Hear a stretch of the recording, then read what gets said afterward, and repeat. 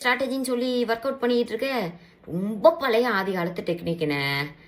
நீ 50-60 பேரு ஆர்எஸ்எஸ் கேண்டிடேட்டை நிப்பாட்டும் போதே நினைச்சேன்னு கண்டிப்பா அந்த டெக்னிக் எங்கேயாச்சும் ஃபாலோ பண்ணுவேன்னு. ஆச்சி மசாலா எந்த சமையலும் ருசி தேடும் ரகசியம் 20 ரூபாய். இன்னைக்கு ஏப்ரல் 1 உலக முட்டாள்கள் தினம். நம்ம வல்கர் வாரிஸ் ரொம்ப உகதமான நாள். நம்ம ஆதவன் அண்ணன் நேத்தே ஆரம்பிச்சிட்டாரு போல இருக்குது. அண்ணே இது ரொம்ப பழைய ஆர்எஸ்எஸ் டெக்னிக்னு.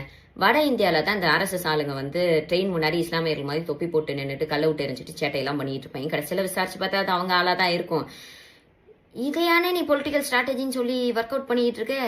ரொம்ப பழைய ஆதி காலத்து டெக்னிக்னு. நீ 50-60 பேரு ஆர்எஸ்எஸ் கேண்டிடேட்டை நிப்பாட்டும் போதே நினைச்சேன்னு கண்டிப்பா அந்த டெக்னிக் எங்கேயாச்சும் ஃபாலோ பண்ணுவேன்னு.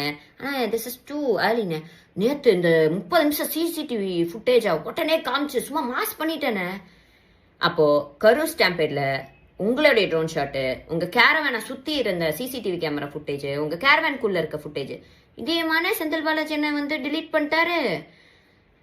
தேர்தலில் வந்துட்டு திமுகக்கு நிறைய வேலை இருக்குன்னு, எங்களுக்கு திருவிழா மாதிரி நாங்க செஞ்ச அச்சீவ்மெண்ட்ஸ், அடுத்த வளர்ச்சி திட்டங்கள் இதெல்லாம் வந்து மக்கள்கிட்ட சேர்க்கலான்னு பார்த்தா குறுக்கால மறுக்காலம் இப்படி நடந்துட்டு இருக்கேன்னு.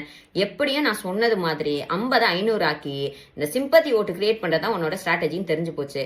மக்கள் முட்டாள் இல்லைன்னு, மக்கள் ஏமாற மாட்டாங்க. ஓகே.